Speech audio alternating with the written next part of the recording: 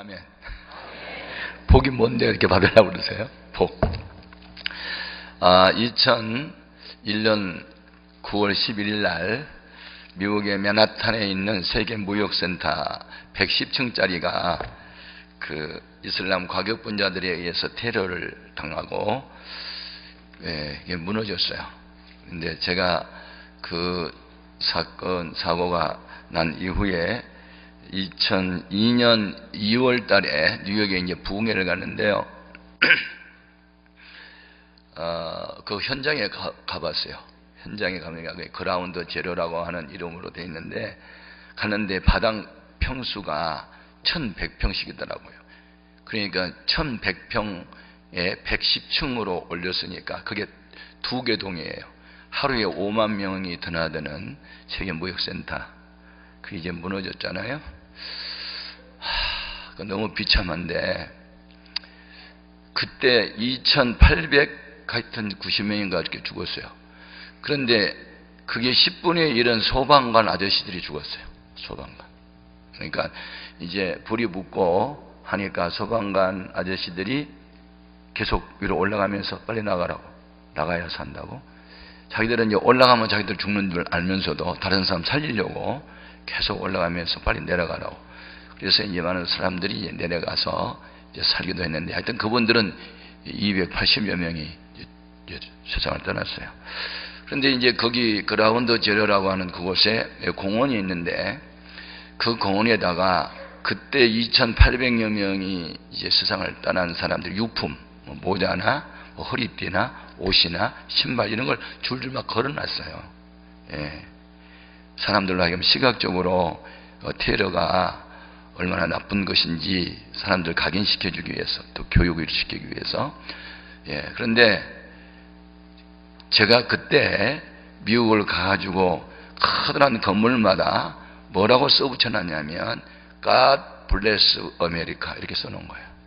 하나님이 미국을 복 주세요. 그런 내용이에요. 자, 미국은 그동안에 복을 엄청 많이 받은 나라인데, 이렇게 2,800여 명의 백성이 갑자기 세상을 떠나고 많은 사람이 슬픔이 잠기게 되자 미국 정부는 하나님을 향하여 기도하는 그런 내용들이에요. 가는 곳곳마다 써놨어요. God bless America라고.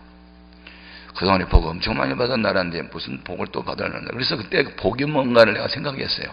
복이라고 하는 게 뭐 부강한 나라가 됐고 돈이 많고 그것만이 복이 아니구나. 평안이 없는 세상은 복이 아니구나. 그런데다가 그 이제 세상을 떠난 사람들 그 공원에다가 뭐라고 써놨냐면 Grace and Peace to you 이렇게 영어로 써놓은 거야. 예, 주님의 은혜와 평강이 그들과 함께 하기를, 뭐 그런 내용이에요. 이 세상에서 제일 큰 복이 뭐냐면 은혜로 살아가는 거고 평화가 있는 거예요. 평화. 아멘. 아멘. 평화. 그래서 우리나라 인사말은 안녕하세요. 왜 인사말을 그렇게 안녕하세요 묻지? 사람들이 안녕 안 하니까 안녕을 바라는 희망이 인사 속에 들어있는 거예요. 예. 우리나라는 하도 외세의 침입이 많고 밤에 죽임당한 사람이 많으니까 아침만 하면 밤새 안녕하셨어요? 우리 물어봐. 밤에 안 죽고 살았냐고. 그 나라의 인사말은 그 나라의 문화예요. 영국에 가면 왜 굿모닝하고 아침에 인사하죠? 안개가 많으니까 맑은 날이 없어요. 그러니까 그들의 소원은 아침에 맑은 날 보는 게 소원이야. 그래서 좋은 아침을 인사하게 된 거예요. 네. 그런데 히브리 사람들의 대표적인 인사말은 살롬이에요. 살롬. 네. 우리말로 말하면 평안, 평강, 평화 그렇게 번역할 수 있는 말인데, 그런데 이 살롬이라는 인사는 단순히 평안, 평화, 그것만 끝나는 게 아니고 사람의 삶의 모든 영역 속에 하나님이 함께 하기를 바라는 기원이 담겨 있어요. 그래서 결혼한 사람을 향해서 살롬하고 인사하면 행복하게 사세요가 돼요. 전쟁터에 나가는 병사를 향해서 살롬하면 이기고 돌아오세요가 되는 거예요. 고기잡이 하러 나가는 어부에게 살롬하면 만선하고 돌아오세요가 돼요. 환자에게 살롬을 인사하면 쾌유를 빕니다가 되고. 그러니까 이 살롬이라는 인사말 속에는 모든 삶의 영역 속에 주님의 도우심이 그대와 함께 하기를 바랍니다. 그런 내용이 있어요. 아멘. 이 복이 뭐냐면 복이 뭘까? 우리나라 사람들은 옛날 전통적으로는 오복에 대한 관심이 많죠. 동양에서 오복이 뭔지 아세요? 제가 한문 공부 좀 해봤어요. 한문. 천자문도 해보고 또 추기도 해보고 학어집도 해보고 명심보감도 해보고 이렇게 좀 한문 공부해봤는데 그 오복이라는 게요, 일할 수예요. 왈, 그것은 우리 성경을 말하면 말하기를, 공자가 말하기를 왈 그러거든요. 일할 수, 장수가 복이고, 두 번째 이왈 부, 돈 많은 재물 많은 게 복이고, 삼왈 강령, 몸이 건강하고 마음이 편안한 거, 사왈 유호덕, 이웃 사람하고 덕스럽게 원수 맺지 않고 사이좋게 화목하게 지내는 것을 네 번째 복을 했고, 다섯 번째가 고종명. 고종명은 내추럴 디드라고 해가지고 자연사 하는 거. 자연사. 객사 말고 교통사고로 죽었거나 짐승이 잡혀 먹혔거나 물에 빠져 죽었거나 그런 것을 복으로 생각하지 않고 유언할 거 다 하고 잘했어 나 간다 빠이빠이 그리고 세상 떠나는 거, 그런 것을 복으로 세웠어요. 그러면 그런 복을 어떻게 하면 받을까요? 라는 질문에는 답이 없어요. 운명론 타고나야 된다, 그렇게 대답해요. 여러분, 오복을 타고납니까? 성경에 아무리 봐도 없어. 복은요, 하나님 말씀대로 지키면 복을 받아요. 아멘 하는 사람 5명 있어. 그래, 성경 말씀 안 지키고도 복을 받나요? 예. 우리 영혼 구원은 행함으로 받는 게 아니야. 예수님의 피공로로 받아. 대속의 은혜. 대속은 뭐냐면 값을 대신 지불하고 샀다는 뜻이에요. 지금 대학 교수하는 우리 아들이 초등학교 다닐 때 검도장을 보냈거든요. 검도. 야! 막 이렇게 하는 거. 왜냐하면 목사들로 태어나서 사택에서 살면서 좀 우울한 것 같아가지고 이 성격을 좀 명랑하게 해야 되겠다. 운동을 하면은 좀 사람이 좀 쾌활할 수도 있다. 그래서 제가 이제 검도장을 보냈는데 처음에는 좀 힘들하더니 나중에 어느 정도 이렇게 실력이 기술이 늘어나고 하니까 재미있었나 봐. 착착착 막 하고 칼싸움하고 막 자르고 찌르고 막 베고 막 이렇게 하더니 나중에 조금 이제 이 기술이 늘어나니까 신이 나니까 집에 와서도 하는 거예요. 집에 와서도. 아파트에 살고 있었는데 아파트 마당에서 친구들하고 막 대련하면서 막 찌르고 자르고 막 베고 난리 났어요. 그다음에 신바람 나가지고 한참 가지고 장난치다가 한 아이가 도망을 가니까 계속 가라 이놈아! 그러고 막 쫓아가다가 이 아파트 들어오는 현관문을 가지고 그냥 하나는 밀치고 하나는 잡아당기고 하다 보니까 그 강화유리가 왕창 깨졌네. 그러니까 수희 아저씨가 보다가 야 이놈아! 그러니까 이제 겁이 나서 우리 아들이 집으로 도망왔어. 도망온 뒤에는 한 사람은 도망자, 한 사람은 추격이야 했는데 수희 아저씨는 쫓아오고 우리 아들은 도망와가지고 저기 안방에서 숨었어. 그래가지고 수희 아저씨가 목사님 아들 유리깨 때 그 말은 무슨 말이냐, 물어달래 빨리. 견적을 그런데 가져오라고 했는데 되게 비싸요 그게. 그래서 우리 아들대로 산아 네가 깼잖아. 네가 유리값 물어. 그 한 짝이 15만 원이라는데 네가 물어. 아빠 나 15원도 없어. 그래서 어떻게 했을까? 내가 15만 원 대신 물어줬다. 죄는 누가 짓고? 아들이 짓고. 벌은 누가 받았다? 아버지가 받았다. 그것을 뭘 한다? 대속의 은혜라 그런다. 이렇게 쉽게 가르쳐줘도 모르면 대책은 없다. 죄는 우리 조상이 범하고 내가 범했는데 죄값은 누가 치렀다? 예수님이 치렀다. 나는 공로 없도다. 예수의 피밖에 없네. 다시 성쾌하기도 예수의 피밖에 없네. 영원토록 내 할 말 예수의 피밖에 없네. 나 혼자 독창하도록 내버려 두는 거야 지금. 나 좀 피곤한데 같이 좀 따라해주면 얼마나 좋을까. 그래서 이렇게 예수님께서 우리 죄값으로 십자가에 못 박혀 피 흘려 돌아가셨어. 여기에서부터 감동 감화가 없이는 여러분 신앙의 초보 단계도 들어오지 못했어요. 기독교의 출발점은 갈보리예요. 십자가예요. 보혈이에요. 아멘. 죄는 내가 지었는데 벌은 주님이 받으셨다. 여기에 감동하고 감격한 일이 있어요. 예수님을 죽인 자가 당시 빌라도가 아니고 대제사장 가야바가 아니고 가룟유다가 아니고 타락한 종교인들 대제사장이 아니라 내가 바로 예수를 죽였다까지 가야 돼. 내가 살인자라는 거. 왜? 내 죄 때문에 주님이 죽었다면 예수님을 죽인 장본인은 나야. 여기까지 가야 여러분이 주님을 만나는 거고 속죄에 대한 감격이 있는 거고, 아멘. 나 같은 죄인이 용서함 받아서 저 앞에 옳은 사람 된 것은 은과 금으로 된 것이 아니고 값없이 주신 주의 보혈로 됐다. 여기에서부터 감동이 있고 감사가 있고 감격이 있어야 만가지 은혜를 받았으니 내가 무엇으로 보답할꼬 막 이러면서 거룩한 근심을 가지고 기도도 하게 되지. 아멘입니까? 그래서 죄사함과 함께 우리 영혼 구원은 대속의 은혜로 받는다. 그런데 복은 말씀을 지킴으로 받는다. 이게 영적 세계의 공식이에요. 예. 그래서 여러분이 복 받기를 원하면 복 받을 일을 해야 돼. 아멘. 할렐루야. 오늘 본문 말씀이 무슨 내용이에요? 예, 너희가 하나님 말씀을 듣고, 이 듣고가 제일 중요해요. 들으면 믿음을 얻겠죠. 무슨 믿음? 주의를 거룩하게 지키면 이사야 58장 13절에 안식일을 기억하여 거룩하게 지키면 이 날을 네 날로 지키지 않고 거룩한 날 존귀한 날로 지키면 여호와 안에서 즐거움을 얻을 것이요 땅의 높은 곳에 올려주며 야곱의 업으로 기르리라. 그래서 주일만 하나 제대로 지켜도 세 가지 복을 받게 돼 있어. 네 부모를 공경하라. 어떤 사람은 공격해. 자식들이 부모를 한마디 하면 두 마디 받아치고. 그래서 무슨 복을 받아? 부모를 공경하라. 땅에서 잘되고 장수하리라. 이렇게 신구약 성경은 하나님의 명령으로 되어 있는데 명령은 크게 두 가지밖에 없어요.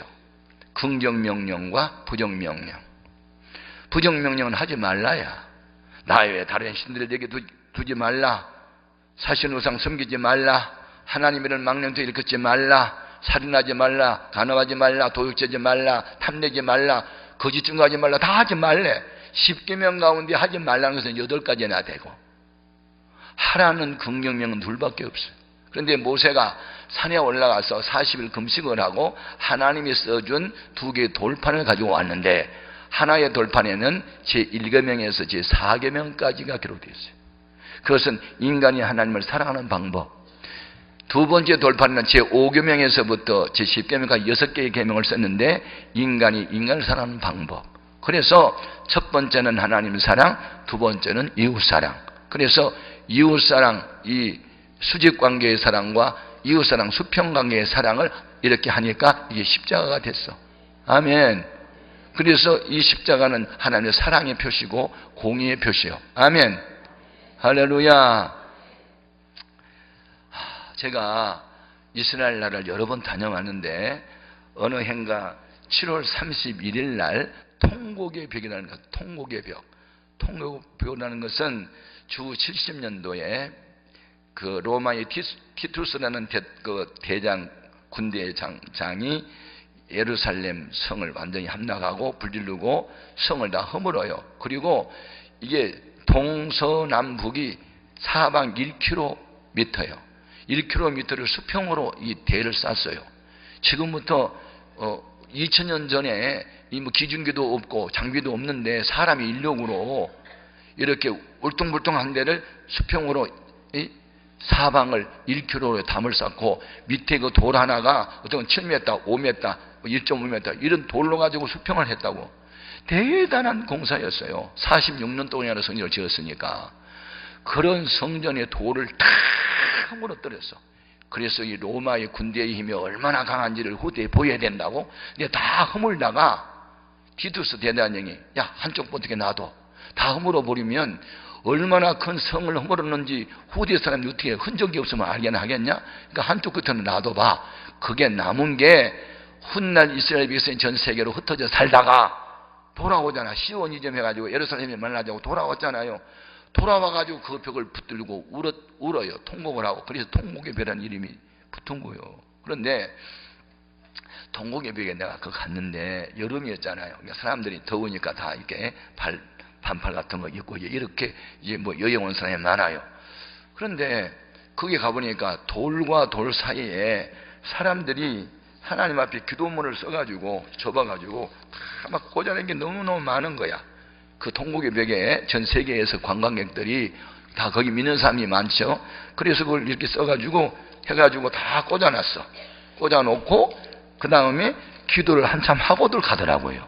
그래서 나도 이제 통곡의 벽에 갔으니까 이제 담벽을 붙들고 뭐 내가 또 기도할 제목도 있어서 기도하려고 하는데 마침 서양 사람이 이제 30대 후반 정도 되는 아버지하고 초등학교 한 3, 4학년 되는 아들하고 거기 왔어요. 왔는데 보니까 다른 사람에게 없는 게 있어요. 이마에 뭐 이런 검은 상자 하나가 이렇게 둘러있고 왼쪽 팔목에 이렇게 양가죽으로 둘둘 감아서 여기 저트랑까지 아빠도 아들도, 그리고 아빠도 여기다 뭘 갖다가 이렇게 작은 상자를 붙이고 있고 아들도 붙이고 있어. 이게 뭔가 했더니 정통파 유대인들이, 올드독스 주이시라고 하는 이 정통파 유대인들이 자기들이 그 전통을 지켜오는 건데 그게 뭐냐면 이건 뭐냐고 내가 물었더니 테플린이에요. 테플린.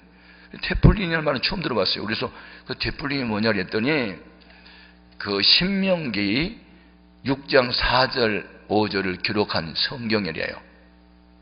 이스라엘아 들으라. 여호와는 오직 홀로 하나이신 여호와시니 이런 마음을 다하고 성품을 다하고 정성을 다하고 목숨을 다하여 주 너희 하나님을 사랑하라. 그걸 히브리어로 써가지고 상자에다 넣어가지고 여기다 메고 다녀. 그리고 손목에다가 메고 다녀. 아버지도 그러고 그 아들도 그러고. 좀 하도 신기해가지고 그걸 마음속에다 새기고 살면 되지 뭐 이렇게 감고 다니니까 당신 뭐하는 사람들이 자꾸 물어보냐. 그래서 내가 목사라고 그랬더니 목사가 그것도 모르냐.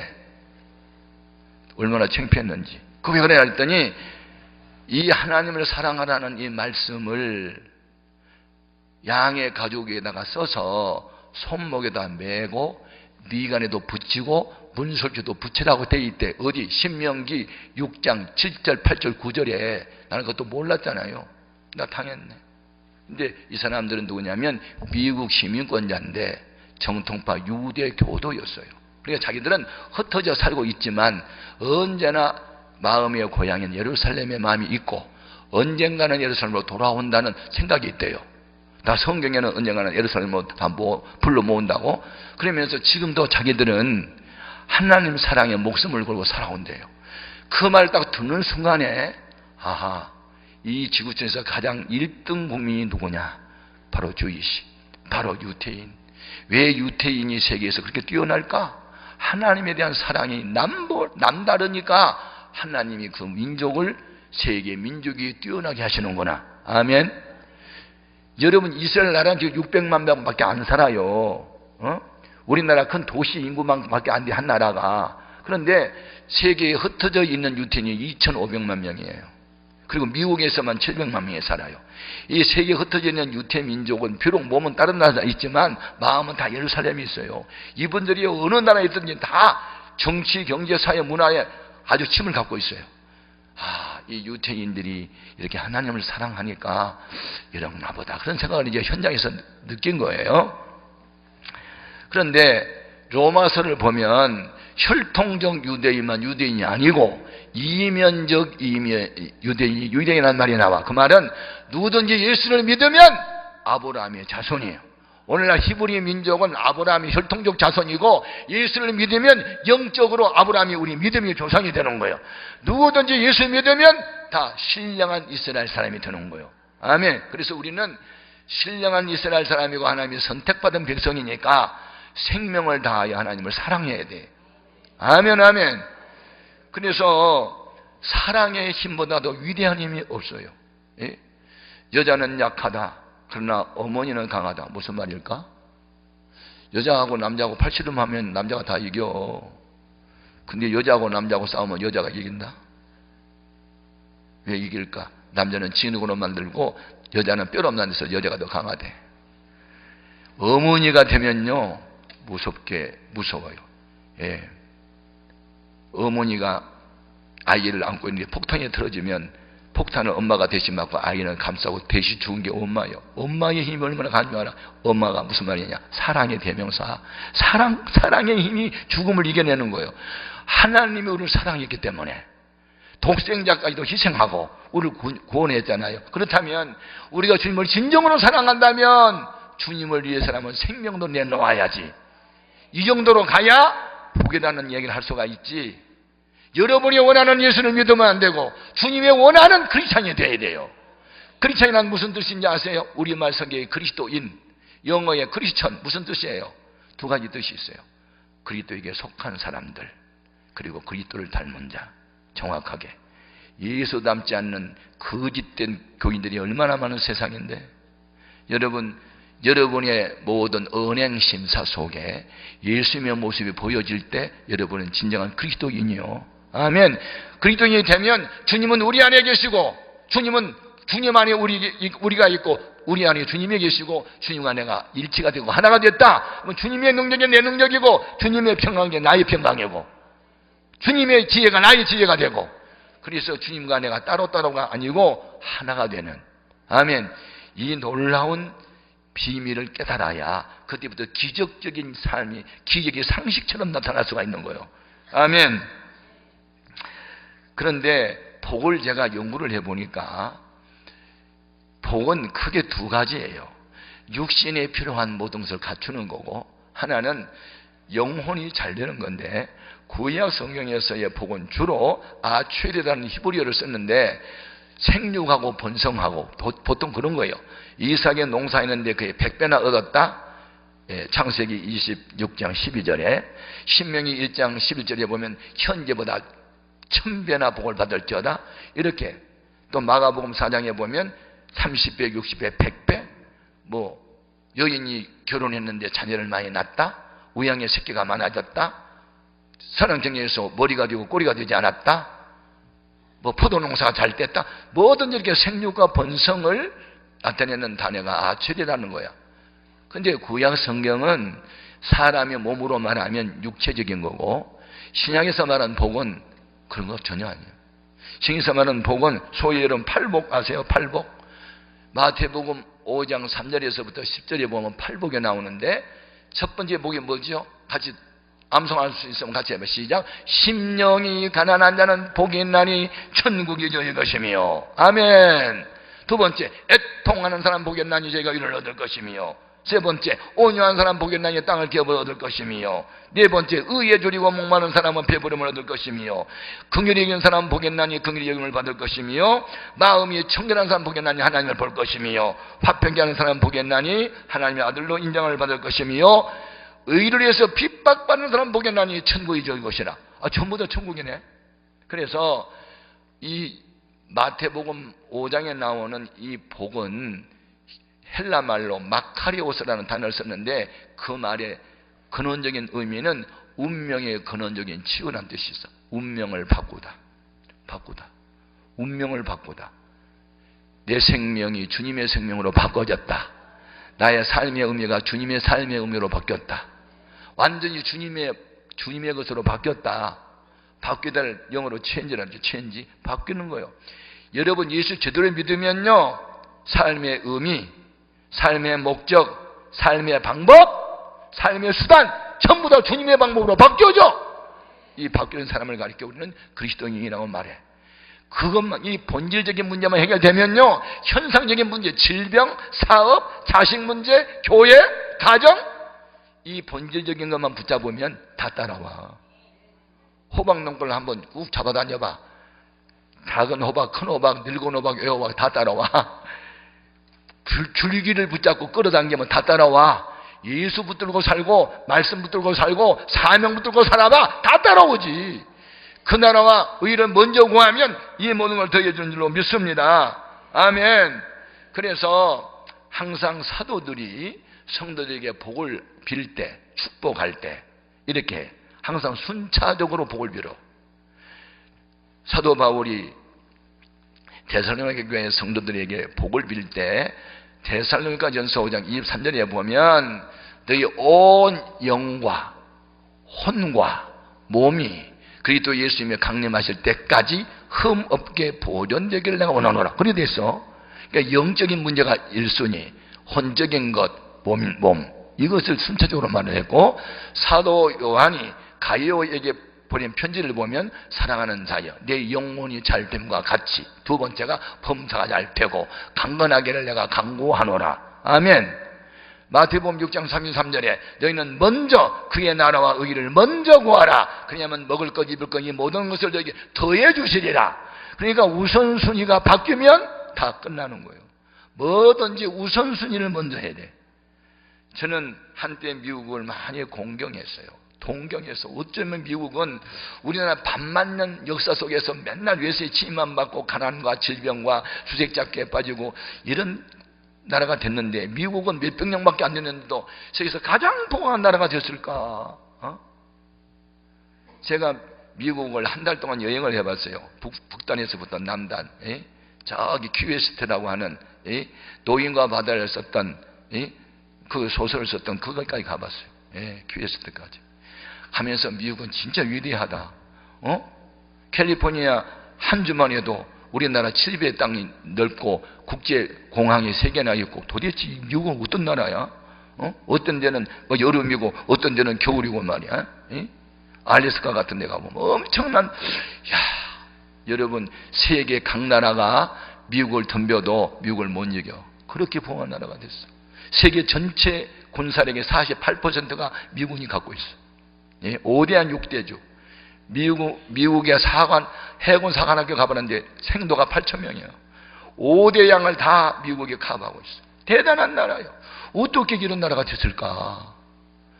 그 근본 원인을 내가 찾아보려고 어디를 갔느냐? 플러머스 항구를 갔어요. 플러머스 항구. 매사추세츠주에 있는 보스턴에 제가 부흥회를 갔다가 거기서 플러머스 항구에 가서 미국의 역사를 한번 봤는데, 거기 가서 신선한 충격을 받아요. 1620년 9월 7일 날 영국의 메리 여왕의 박해를 피해서 우리는 하나님을 믿겠다 하고 5월에 꽃이르는 배를 타고 대서양을 66일 동안 항해해서 도착했던 그곳에 갔는데, 제가 그곳에 가서 신선한 충격을 받아요. 거기 가서 그분들을 기념하는 기념탑이 있어요.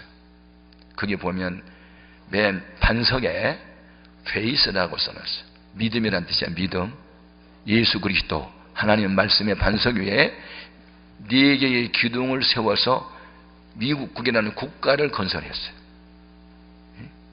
거기에 기둥이 4개가 뭔지 아세요? 첫 번째가 리버티라는 자유.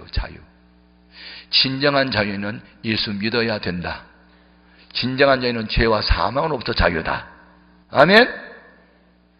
예수를 믿지 않고는 진정한 자유가 없는 거예요. 반석이 예수님의 위에 첫 번째 기둥의 자유라니까요.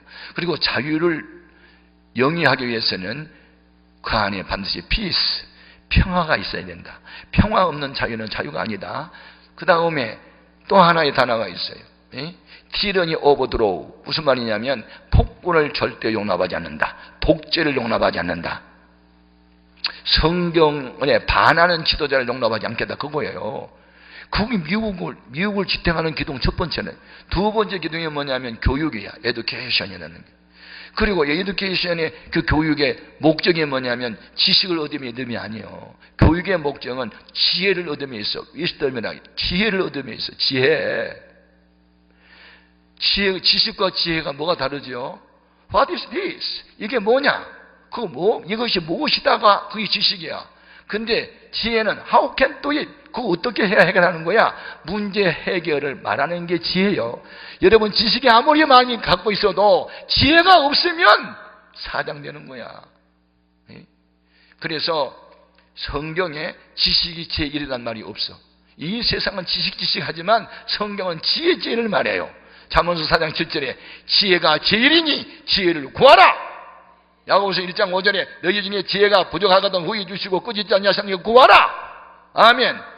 은사론 가운데 고린도전서 12장 7절에 하나님의 교회에서 첫 번째 은사가 지혜의 말씀의 은사, 두 번째가 지식의 말씀, 세 번째가 믿음, 능력, 병 고치는 은사 중에도 최고의 은사가 지혜의 말씀이에요. 아멘. 국가 지도자든지 무슨 회사의 경영자든지 교회 담임 목사든지 가장이든지 간에 리더들 지도자들은요, 지식이 아니라 지혜가 제일이라는 게 지혜. 최고의 지혜가 뭐냐? 최고의 지혜는 말씀대로 행하는 게 최고 지혜예요. 누구든지 내 말을 듣고 실천하는 사람은 반석 위에 집을 짓는 지혜로운 사람 같으리니 비가 오고 청소나고 바람이 불어도 무너지지 아니하나, 눈이 내 말을 듣고도 행치 아니하는 사람은 모래 위에 집을 짓는 어리석은 사람 같으리니 비 오고 바람 불고 청소나면 무너진다. 아멘. 그러니까 머리가 영리하고 세상에서 학박사를 많이 가진 게 지혜가 아니고, 우직스러워 보이지만 말씀을 곧이곧대로 믿고 실천하면 최고의 지혜예요. 요셉이 언제 학박사 하에서 국무총리 된 줄 알아? 그 사람은요, 그냥 노예로 팔려가가지고 남의 집에 모순살이 했어. 보디발 집에서 종살이. 누명 쓰고 어디 간 줄 알아요? 감옥 갔어. 감옥 가서 뭐 한 줄 알아? 기도만 했대. 그때 하나님이 지혜를 주셨어. 어떤 지혜? 임금이 꿈을 꾸는데 해몽 못하는데 그 해몽하는 지혜. 그것 때문에 나이 30살에 국무총리 됐지. 지혜 때문에 된 거예요, 지혜. 아멘. 여러분 자식들 공부만 직통 잘하라고 하지 말고 좀 기도 많이 시켜서 지혜를 얻게 하세요. 지혜가 제일이 되는데. 아멘. 그리고 대상한 유스, 젊은이에게 기회를 주라. 그래서 한때 미국에는 불법 체류자라도 교육은 그냥 시키도록 허락했어. 교육 다 청교도 정신에 나온 거예요. 세 번째 기둥이 뭐냐면 로라는 게 법.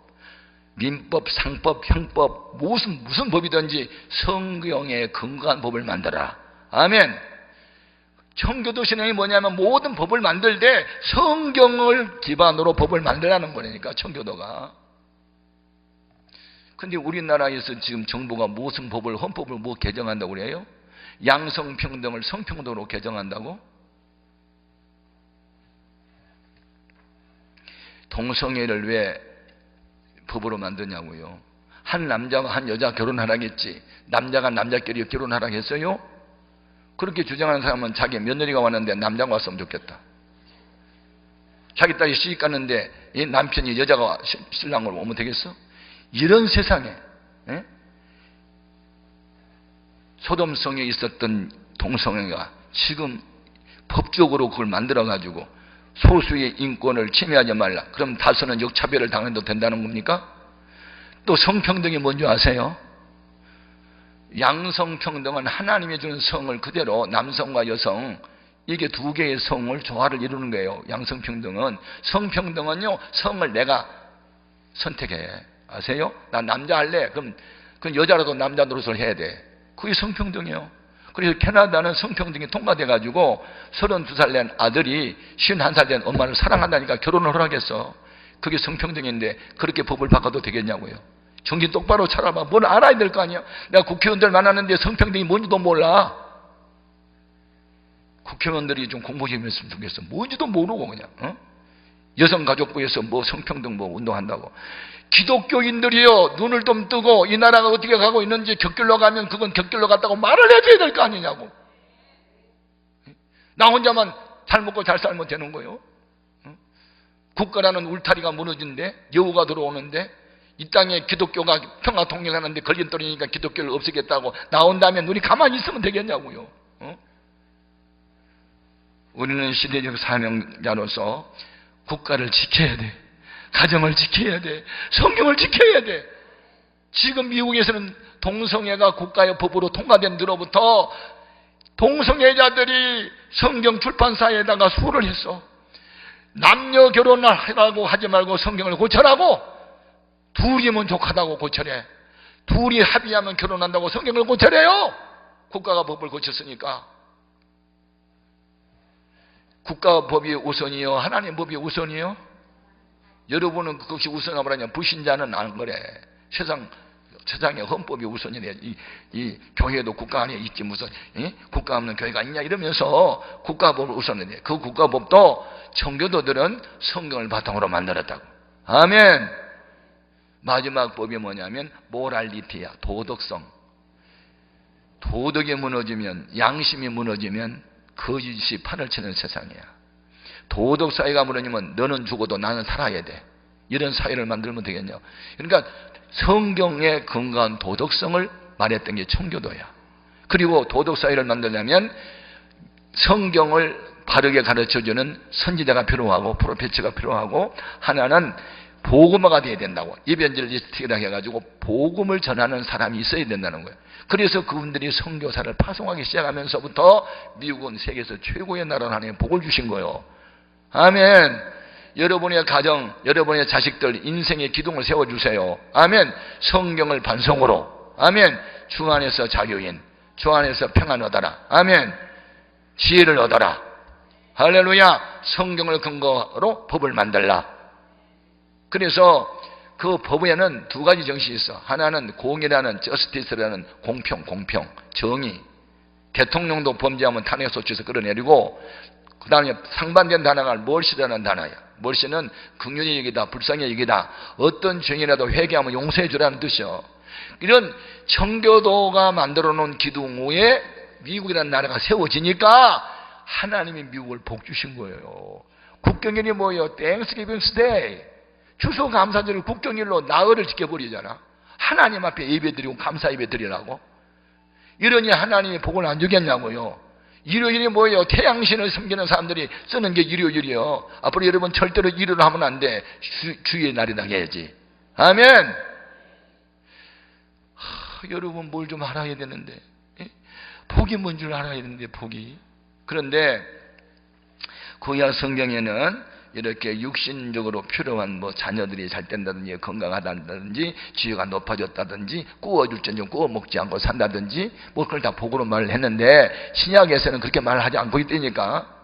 운명을 바꾸라니까. 운명, 죄인이 의인 되라고. 운명을 바꿔. 어둠의 자식이 빛의 자녀로 운명을 바꿔. 아멘. 바꿔야 돼. 우리는 생각을 바꿔야 돼. 마음을 바꿔야 돼. 요즘에는 의사들이 심장도 이식 수술하는데 생각은 이식을 못하더구만.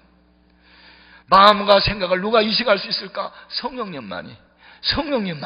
주님, 내 마음에 이 검고 더럽고 때 묻은 마음을 빼가시고 주님의 심장을 대신 끼워주세요. 주님의 마음이 내 마음 되게 하세요. 주님의 생각이 내 생각 되게 하세요.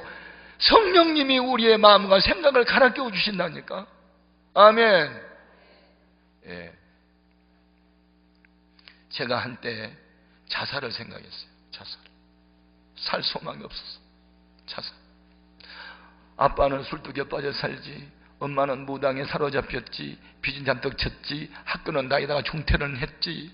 그런데 내가 설상가상으로 염세주의 철학자 오펜하우어에 쓴 죽음의 철학이라는 책을 읽다가, 아하, 태어난 것이 불행이고 산다는 게 고통이다, 자살하자.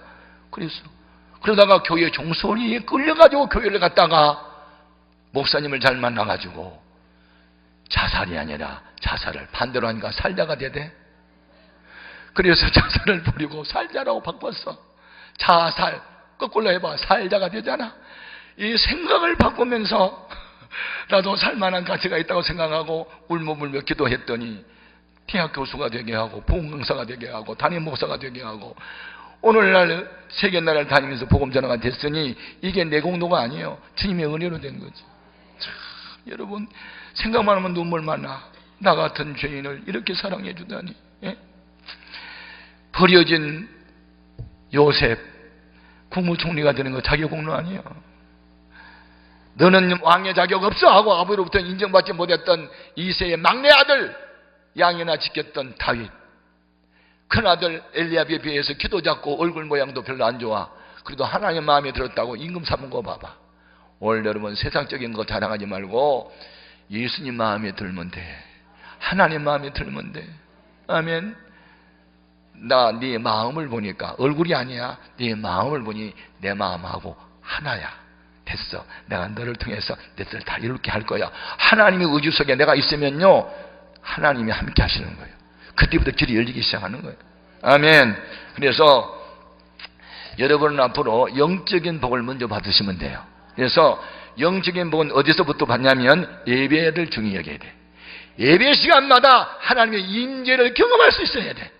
예배 시간마다 하나님의 임재를 경험하는 예배가 돼야 돼. 저 갈멜산상에 바알 선지자들이 부르짖을 때 불이 임하지 않았는데 엘리야가 부르짖으니까 불이 쏟아졌잖아요. 그래서 바알과 여호와 두 사이에서 머뭇머뭇하고 있던 백성들이 불이 임한 것을 보고 여호와 그가 참된 신이로다 하고 바알을 버리고 아세라를 버리고 하나님께 돌아오잖아요.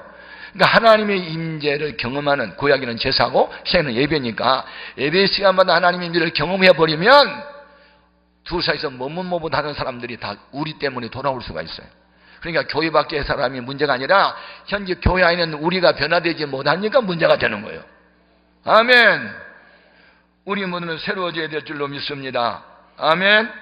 그래서 예배 시간마다 성령 체험을 하고 그 말씀을 들을 때 가슴이 뜨거워지게 되고 눈에서 눈물이 줄줄 흐르고 찬송 부르다 울고 기도하다가 울고 말씀 듣다 가슴을 치는 이런 하나님의 임재를 경험하는 영혼이 잘 되면 그 다음에 범사가 풀린다니까. 아멘 아멘. 이런 은혜가 있기를 바랍니다. 영적인 문제 중요해요. 심령이 가난해야 돼. 이상해요. 이 은혜를 받고 성령을 받으면 이만하면 됐다는 생각이 없어. 어떻게 영적인 세계에 들어가면 들어갈수록 주님은 크고 나는 작아 보이네. 항상 부족함을 느껴. 항상 목마름이 있어. 내가 성경을 수백 독을 했어요. 성경도 많이 암송해요. 그래도 왜 자꾸 내가 부족함을 느끼지? 그게 바울이 그랬죠. 바울은 은혜를 받을수록 그가 내가 만삭되지 못하여 난 자다. 그 말은 신앙생활 초년이 할 말이 아니요. 노년이 했어. 신앙이 깊어졌을 때 보니까 자꾸 주님은 거룩한데 나는 추하고 주님은 큰데 나는 작아 보이고 항상 왠지 당신 앞에만 서면 내가 작아 보이는 거야. 그게 목마름이야. 그게 심령 가난이야. 이만하면 됐다고? 그날로 그는 무너지기 시작해. 선줄로 생각하는 그 순간에. 아멘입니까? 교회 크다고 교만해? 회사 커졌다고 교만해? 수입이 많아졌다고 교만해? 그날로 끝장나는 거야. 여러분, 하나님은 많이 맡긴 자에게 많이 달라고 하셔. 저는 농촌교회에 얼마 전에 순창? 난생 처음으로 순창이라는 순창의 그 농어촌 교회에 연합 부흥회를 갔어요. 무슨 마을회관을 뭐 큰 거 하나 빌려가지고 하는데 내가 가서 얼마나 많이 울었는지 몰라. 어느 목사님 교인 몇 명이니까 교인 7명이래. 그 어떻게 사냐니까 염소를 2,000마리 키운대. 교인은 7명, 염소는 2,000마리. 또 한 분은 아니 교인 몇 명이니까 한 12명 된대. 양봉한대. 양봉. 개도 키우고 토끼도 키우고 벌도 키우고 그래. 그래서 내가 무슨 생각을 했냐면 이 목사님은 아침에 눈을 뜨면 교인을 생각할까 염소를 생각할까 생각하니까 염소 목회 하나 보다 그런 생각을 했는데, 그래서 내가 무슨 말을 했냐면 그분에게 위로를 주느라고 서울에 2, 3천씩 모이는 교회 목회자에게 주님이 기대하는 것이 있고 교인 7명 모이는 여러분에 대한 기대가 있다. 그러니까 숫자 때문에 열등의식 갖지 말고 5달란트를 받았던 사람이 5개를 남겼어야 했고 2달란트는 2개만 남겨있는데 1달란트 받은 사람은 하나만 남겼어도 똑같은 복을 주실 뻔했어. 그러니까 많다고 하는 것이 자랑이 아니다. 많이 받았어? 그럼 많이 내놔야 돼. 나 같은 경우는요, 새 생명을 주님이 주셨기 때문에 덤으로 살아요. 덤으로. 나는 이미 24살 때 이미 나는 죽었던 사람이잖아요. 그러니까 덤으로 지금 살고 있잖아. 그러니까 이 생명 다 바쳐서 살겠다. 주를 위해서 죽을 각오가 되어 있어. 항상 죽을 각오가 되어 있어.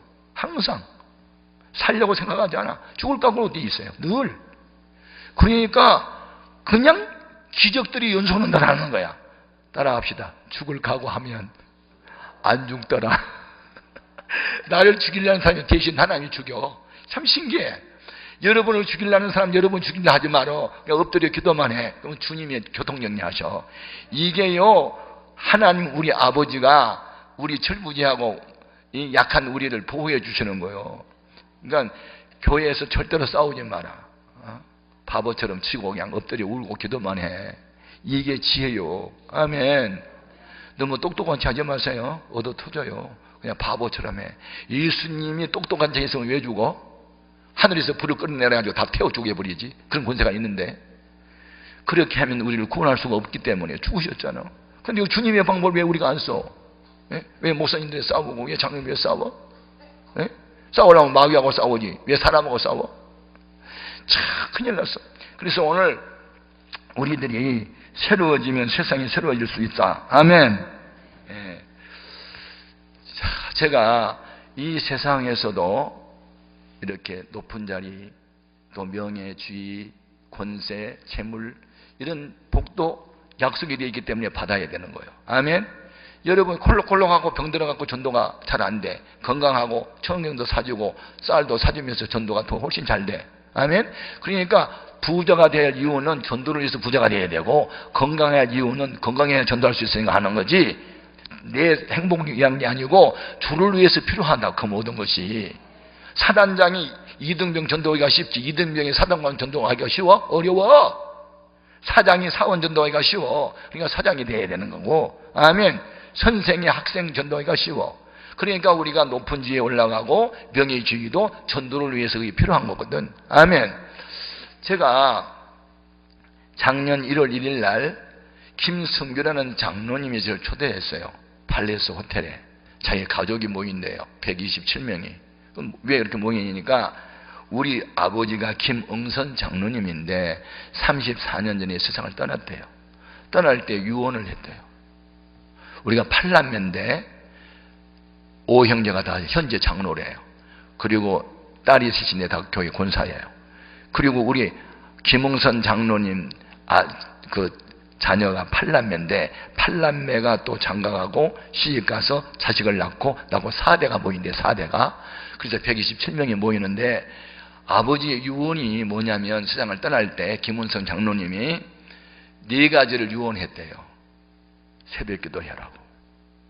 새벽기도. 그래서 자기 8남매는 새벽기도를 그때부터 지금까지 계속하고 있어. 127명이 다 새벽기도 한대. 그 할아버지 유언이라고. 새벽기도. 그 다음에 주의를 잘 지켜라고. 11조 잘하라고. 그 다음에 가정예배 드리라고 그랬대. 가정예배. 그리고 형제간에 우애 있게 지내라고 했대. 그게 아버지가 세상 떠나기 전에 8남매를 불러놓고 유언을 했다고.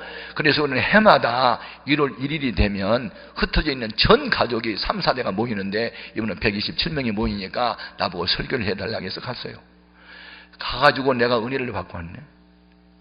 그 5형제가 자 김순규라는 사람이 법무부 장관이었던 분이에요. 국정원장도 하고 아시죠? 그 형이 김명교 장로님은 국회의원도 했고 석탄공사 사장도 하고 지금 C채널 TV의 사장도 해요. 한 장로님은 현재 고등학교 교장이더라고요. 참 뭐 사회적인 리더들이야 다. 그리고 권사님들도 그렇고 그 다음에 그 아들 딸들 있잖아요. 판검사도 있고 교수도 있고요. 하여튼 뭐 가난한 명의가 거의 없어. 다 사회적 지휘자 다 돼 있어요. 그런데다가 놀란 것은 중학교 학생 뭐 손주 뭐 하여튼 4대째 아이가 영어로 성경을 암송해. 몇 절씩. 그리고 모여서 뭐 하냐면 1년 동안에 새벽 기도를 제일 많이 한 사람을 통계내가지고 상을 줘. 회비를 걷어가지고 전도 많이 한 사람을 상을 줘. 127명이 모여가지고. 그런 집안 내가 처음 봤어. 이야, 이 멋있다. 우리 대한민국에 4대가 한자리에 1월 1일마다 지금 34년째 모이고 있대. 매년 1월 1일만 되면 처음에는 큰 집에서 모이는데 100명이 넘어가니까 모일 집이 없어가지고 호텔 하나를 빌려가지고 그 모이는 거예요. 얼마나 멋있어. 신앙의 명가가 따로 있는 게 아니다. 굉장히 가슴이 뜨거웠어요. 여러분, 부모님이 신앙생활 잘해서 자기들에게 재산만이 유산 넘기지 말고 신앙을 유산으로 넘겨. 신앙을 좀. 세상 떠날 때 앞에 있는 돈, 뒤에 있는 돈, 둘째 아들, 셋째 아들 나눠주려 하지 말고 이 김응선 장로님처럼 주일날 교회 잘 가고 예배 잘 드리고 기도 많이 하고 좀 전도 많이 하라 그러고 좀 죽었으면 좋겠어. 아이고, 복이 뭔지도 모르고. 복의 근원은 하나님이요. 하나님과 함께하면 되잖아. 아멘. 그리고 복 받는 비결은요, 그냥 행해야 돼. 무엇을 행하냐면 하나님이 좋아하는 일만 그냥 골라서 해. 그런데 교회마다 사정이 달라. 기도원이나 교회나 성교단체나 하여튼 하나님이 기뻐하는 일을 하려고 할 때 거기에 여러분이 쓰임을 받으면요, 반드시 쓰임을 받은 만큼 복을 주세요. 예, 중요한 거예요.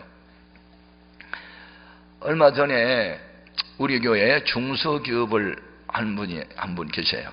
한 1년에 뭐 매출이 한 500억 정도 되는데 그 남편은 교회를 잘 안 나오고 여자가 열심히 나와. 그런데 여자 등살에 하도 가니까 그냥 주일날 가끔씩 나와, 남편은. 예. 그리고 늘 골프만 치러 다니는 거예요. 그런데 이제 아들이 외아들인데 그 아버지가 나이가 70이 되니까 그 이제 중소기업 그걸 아들한테 물려주고 싶은데, 물려주고 싶어. 근데 아들을 장가를 보내야 되는데 이게 잘 안 돼. 잘 안 돼. 남자가 좋아하면 여자가 싫어하고, 여자가 좋아하면 남자가 싫어하고, 이게 도대체가 둘 다 이게 줘야 되는데, 그래가지고 몇 번 손을 만났는데 힘드니까 너무 힘들어하는 우리 권사님이, 그래서 내가 그분을 위해서 기도를 하니까 무슨 말씀이 생각나냐면 요한 1서 3장 22절에 보니까 기도 응답을 받는 비결이 딱 나오더라고요. 그거 뭐라고 되어 있냐면 우리 양심에 거리낌이 없어서 담대함을 얻고, 이게 첫 번째 조건이야. 두 번째는 그의 계명들을 지키고, 두 번째 조건이거든. 세 번째는 뭐냐면 그가 기뻐하신 일을 행함이라 돼 있어. 그러니까 무엇을 기도하든지 응답받는 비결이 있는데 신앙 양심에 가책 없이 살아야 되고 계명들을 지켜야 되고, 세 번째는 하나님이 기뻐하는 일을 행하라 그랬어. 그래서 내가 그러면 이분 혼자 기도를 열심히 하는데도 자꾸 안 되니까 하나님이 기뻐하는 일을 좀 시켜야 되겠다. 그래가지고 그 안영애 권사님을 불렀어요. 그 아들 때문에 심려가 많고 많이 상처도 받았다는 얘기 들었는데, 기도만 갖고는 안 되고 기도 응답을 받는 조건이 있는데, 요한 1서 3장 20절에서 21절에 보니까 이렇게 했는데, 하나님 기뻐한 거 하나 하세요. 그랬더니, 그래 목사님 지금 뭘 할까요? 그래요? 우리 교회에 지금 버스가 뭐 차들이 한 7, 8대 되는데 그중에 승합차 하나가 오래돼가지고 가다 서다를 반복한답니다. 그러니 아들 이름으로 승합차 하나 사세요. 내가 그랬어. 남편이 지금 교회 안 나오는데 승합차 하나가 2,800에서 한 3천만 원 줘야 돼요. 그걸 내가 하나 사라고 그랬어요. 왜? 내가 부탁해도 그 집 형편으로 보면 살만한 사람이니까 내가 부탁을 했지. 믿음이 없으면 300도 안 되고 30만 원도 못하지만 믿음이 있는 척 했으니까, 그리고 아들 문제 때문에 고민하니까, 그랬더니 이분이요 하겠다고 딱 약속하더라고. 딱 그러더니 그냥 현금을 그 수표로 와서 딱 내 3천만 원. 그래서 기도했잖아요. 근데 내가 이제 이걸 냈으니까 이제 또 큰일 났어. 이제 주여, 이걸 내긴 냈는데 만나야 될 거 아니야. 또 이게 목사의 마음이요. 말씀을 가르치긴 했는데 막상 실행을 하니까 이것도 만나야 될 거 아니냐고. 그래서 주님, 하나님 기뻐한 거 이 승용차 승합차 하나 샀는데 만나야 될 거 아닙니까? 만나야 될 거 아닙니까? 내가 기도를 했어요.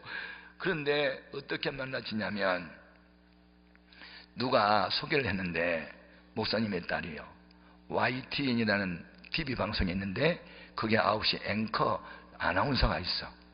예, 이진주라고 누가 소개를 했어요. 그래서 이제 만났는데 둘 다 한눈에 반했어. 둘 다. 그래가 결혼해가지고 지금 미국에 유학 중이에요. 예, 유학을 하고 와서 아버지 회사를 이제 인수받고 할 거거든요. 그러니까 여러분이 기억하시되 이런 일들은요 너무 많아. 너무너무 많기 때문에, 그래서 기도만 갖고는 안 되고 하나님이 기뻐하는 일을 하면서 기도를 하면 기도 응답이 신성하게 나타나. 돈 얘기하니까 아멘 안 할래? 돈 얘기해도 그 돈 얘기 아니고 지금 믿음 이야기하고 헌신 이야기하는 건데, 그러니까 여러분이 원하는 것만 구하지 말고 교회나 기도원이나 무슨 선교단체나 하나님이 기뻐하는 일을 어떤 일을 하려고 할 때 하고 싶은 마음을 하나님이 주시면 하라고요. 그러면 복은 자기 받지. 이제 제 경험 이야기예요. 제가 예쁜이네 김포집 술집 사이에서 교회를 할 때 너무 힘들었잖아요. 그런데 이렇게 천막을 쳐놓고 교회를 시작하거나 환경이 아주 열악한 데서부터 이렇게 교회를 시작하면요, 교인이 오긴 오는데 꼭 그렇게 생긴 사람만 와. 천막을 쳐놓으면 천막 같은 사람만 오고, 판자 집에서 교회를 하면 판자가 집 같은 사람들만 온다니까. 예, 신사숙녀 여러분 잘 안 와. 지금은 안 될 거예요. 그때는 옛날에 됐는데, 근데 어느 날 사람을 보내달라고 기도를 했더니 진짜 사람이 하나 왔는데 환자가 하나 왔어요. 환자, 우울증 환자가. 왜 우울증이 걸린 줄 아세요? 정신적으로 충격을 크게 받고 그것을 이겨내지 못하면 거의 우울증이 와요. 그리고 인생을 비관하고 자살을 하게 된다고. 내가 우울증 걸려봤잖아요. 그래서 내가 자살 시도했으니까. 그러니까 그런데 23살 난 새색시인데 시어머니하고 갈등이 너무 심하니까 한말로 말해서 친정으로 쫓겨왔어. 그래서 이분이 죽고 싶은 거야. 그래서 교회를 온 거야. 대화를 해보니까 우울증이 아주 심해요. 우울증이 심하면 거의 자살합니다. 자꾸 죽고 싶다는 말 자꾸 하니까. 그래서 내가 이분 살려야 되겠다 싶어가지고 그때는 개척을 시작할 때고 판잣집에서 교회를 시작할 때니까 승용차도 없고 승합차도 없고 아무 차도 없어요. 그런데 그때는 이 강남 금식기도원이 없었고 오살리에 최자실 금식기도 그 기도가 있었어요. 파주에. 그래서 이 자매를 살려야 되겠더라고. 자살하면 안 되니까. 그래서 이 자매를 데리고 오살리 국제 금식기도를 가는데 봉천동에서 시경 앞까지 차를 타고 시경 앞에서 갈아타가지고 불광동에서 갈아타고 불광동에서도 CF에서 갈아타고 3번을 갈아타야 그 기도원을 가는 거예요. 그래서 3번을 갈아타고 이분을 이제 데리고 갔어요. 금식하고 기도하면서 치유를 받아야 된다. 그래서 이제 갔는데 가서 인천에서 온 내 아는 목사님의 교회에서 이 버스로 권사님들 금식기도 한다고 많이 왔어요. 그래서 제 아는 권사님한테 딸 같으니까 부탁한다고 그러는데 내가 내려오는 거예요. 죽어가는 사람 살리고 싶어가지고. 그런데 내려오는데 걸어서 그래서 시외버스 스탑이 이제 그쪽에 나갔더니 한 자매가 성령 찬송을 떡 끼고 이렇게 이제 자기도 버스를 타려고 기다리고 있어요. 그러니까 버스는 아직 오지 않았어요. 그래서 이제 인사했어요. 자매님 반가워요. 어느 교회 다니세요? 그랬더니 저는 한국에서 안 사는데요. 어디 사는데요? 저는 비엔에 살아요. 오스트리아 비엔에요. 근데 어떻게 오셨어요? 아, 제가요 얼마 전에 우리 교회에서 부흥했는데 성령 체험을 했는데 제가 경주 사람이에요. 근데 경주에는 우리 일같이 이제 부모님들이 예수를 하나도 안 믿어요. 근데 제가 간호사인데 20살 때 외국을 나갔다가 내 나이 27살 때 처음으로 한국에 왔대요. 온 목적 한 달 주간 했는데 오살리 금식기도원에서 일주일 금식을 하고 보호식을 하고 엄마 아빠 전도하려고 왔대요. 이야, 이 말 들어보니까 이 자매 믿음이 보통이 아니야. 내가 그때 결혼 안 했으면 프로포즈 할 뻔했어. 그래서 이제 시외버스가 와서 같이 탔어요. 근데 이 얘기를 들어보니까 성령 충만하고 참 아주 때묻지 않고 순수하고. 그런데 지금 어디를 가냐니까 신대방동에 사촌 언니가 양장점을 하는데 그 전도하러 간대요. 그래서 약도 하나 하고 그 약도만 있어요. 그래서 편지를 했는데 우리 사촌 언니 지금 전도하러 간대요. 몇 달 전에 편지를 받은 거라고. 그래서 갔는데 자기가 서울을 한 번도 가본 적이 없고 지를 모른다고 하면서 나보고 혹시 목사님 이 지역 아니에요? 그래서 내가 잘 아는 지역이에요. 근데 성령님께서 너에게 도움을 청하는 사람에게 거절하지 말라.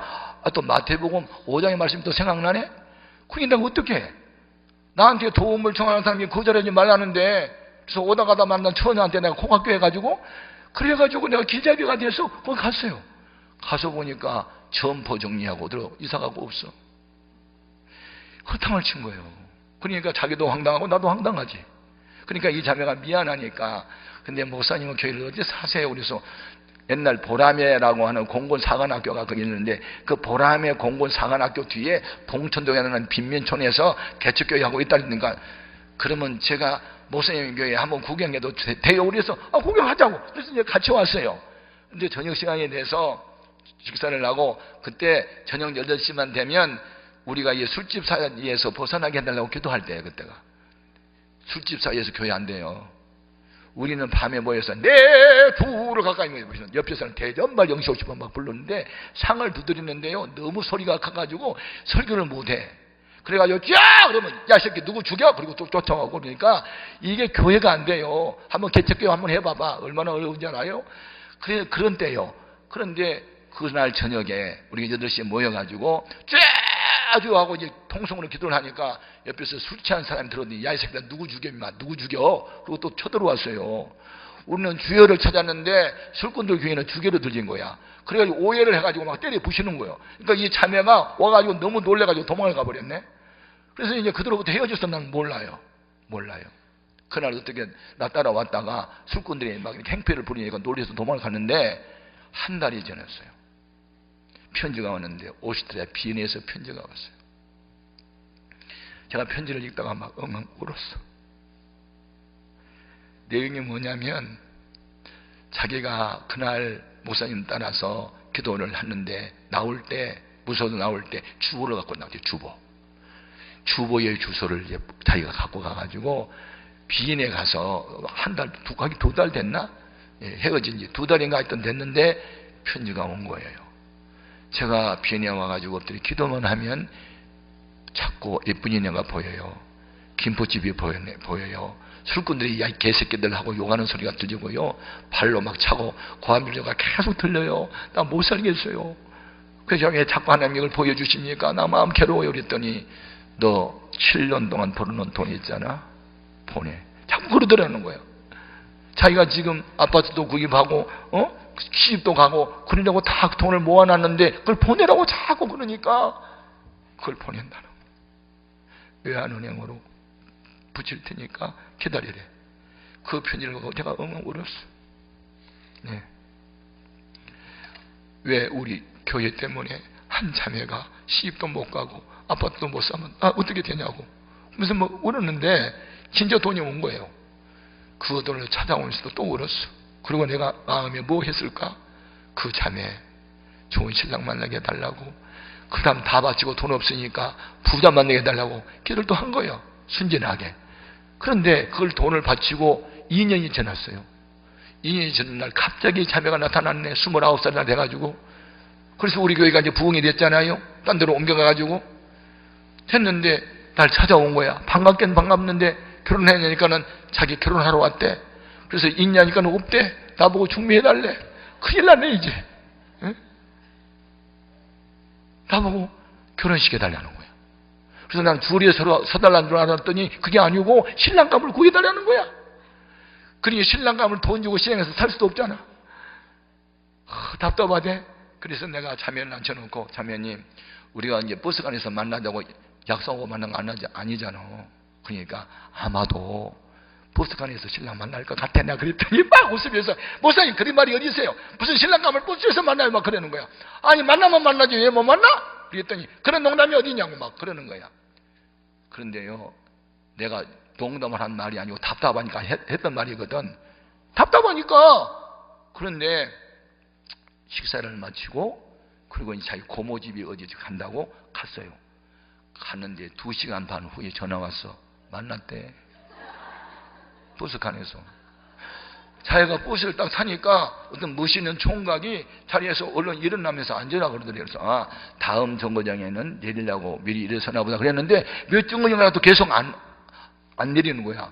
그리고 자기를 자꾸 쳐다보는데 자기도 고마워요. 그리고 이제 고마워서 이렇게 바라보니까 자기가 찾던 남자가 거기 서 있는 거야. 그님은 어디 있을까? 어디 계실까? 찾았는데 거기 서 있는 거야. 너무너무 좋은 거야. 막 마음에 영적으로 느낌이. 근데 이 총각도 자꾸 바라보니까 어쩐지 마음에 들어가지고 계속 보고 있는 거야. 그러다가 이 남자가 뭐 잠깐 시간 있으면 한번 만나도 되냐고. 그러니까 뭐 그러지요. 그러고 다방에서 만났는데 아연감리교회에서 찬양대를 하고 대림산업에 과장직을 갔는데 32살 된 노총각이야. 그러니까 노처녀하고 노총각이 버스에서 만났어. 그래가지고 뭐 기독교 집안이고 하여튼 성균관 대학에 대학원을 나오고 뭐 그런 얘기를 뭐 하는 것 같아. 나보고 처음 만나긴 했는데 마음에 드는데 나보고 그분 다시 한번 만날 수 있냐 해서 만났더니 진짜 기독교 집안이고 너무 좋은 거야. 그래서 갑자기 이루어졌어. 그래가지고 그 집은 부잣집 아들이야. 아파트가 2개나 있어. 부자야. 그래가지고 아영감리교 목사님이 주리를 쓰고 나는 축사를 하고 딴딴딴딴 열렸구나. 그래서 시집갈 돈 다 바쳤는데 아파트 2채 있는 총각하고 결혼했어. 남자만 4을 낳았어. 놀랬지. 참 나는 목회를 하면서 이렇게 기적적인 일을 많이 경험해. 그래가지고 우리 교회는 그때 병든 할머니 2사람, 뭐 우울증 걸린 자매, 뭐 디스크 걸린 총각 이런 사람들만 몇십 모였는데 어떻게 그 엄청난 돈 아파트 한 채 값을 누가 내냐고요. 그 빈촌에서. 우리 교인들은 그런 재력가가 없으니까 저 이영말레 50대 비엔나에 한 간호사를 오다가다 만나게 해가지고 우리 교회를 일으켜 줬으니 이것이 은혜지 사람의 공로가 아니잖아. 아멘 아멘. 참 웃기는 것 같은데도 하나님의 손길이 나타나고 하찮게 여겼던 일이 그렇게 보배가 돼. 나는 그때 뭘 느꼈냐. 아하, 나에게 도움이 필요한 사람에게 도움의 손길을 베풀면 나는 안내 길 안내만 하나 했을 뿐인데 이렇게 엄청난 복이 올 줄을 누가 알았냐고. 누가 알아. 에? 여러분, 그러므로 여러분이 복을 받고 싶거든 언제 어디서 여러분에게 어떤 도움을 필요로 하면 도울 수 있는 만큼 도우십시오. 그럼 우리가 돕는 것보다 하나님이 돕는 것은 상상을 초월해. 그 말씀이 누가복음 6장 38절에 나와. 도우라, 주라. 그러면 내가 너희한테 도와줄 때는 후회되어 누르고 흔들어서 안겨준다는데. 근데 우리는 너무 계산에 빨라. 맨날 기부미만 해. 기부유를 안 해. 맨날 받을 생각만 해. 하나님도 뭐 은혜 달라, 뭐 건강 달라, 뭘 달라고만 하지. 주님이 달라는 거 줘봤어? 시간 달라, 몸 달라, 돈 달라 할 때? 우리는 주님이 요구에는 응답을 안 하고 그냥 나만 일방적으로 막 달라고만 그러냐고. 어린아이 때는요 달라고 그래. 그런데 좀 어른이 되면요 주고 기뻐해. 주고 받고 기뻐한 것보다 여러분의 믿음의 수준이 좀 이렇게 성숙해지고 커지면요 봉사의 즐거움이 있어요. 섬김의 기쁨이 있어요. 받는 기쁨보다 주는 기쁨이 훨씬 더 커요. 아멘 아멘. 여러분, 이 기도원에 오신 여러분 왜 왔는지 제가 대충은 알아요. 예? 울어도 안 되고 참아도 안 되고 힘써도 안 되고 죽어도 할 수 없어서 답답한 문제 가지고 왔지. 썰매장에 가지 않고 스키장에 안 가고 여기 왜 왔냐고. 다 이 고통스럽고 괴로워서 왔는데 여러분 복을 받으셔야 돼. 가난하면은 전도가 어려워. 병들면 전도가 어려워. 건강해야 돼. 아멘. 할렐루야. 돈이 있어야 구제도 하면서 전도해. 아멘. 그래서 여러분이 복을 받을 수 있는 기회가 주어지면 그냥 복 받을 일에 힘을 쓰시길 바라고. 할렐루야. 제가 이제 또 안수를 또 해야 되니까 이대로 이제 말씀 마칠 거예요. 그리고 저는 이제 저녁에 1시간 또 이제 설교하고 갈 겁니다.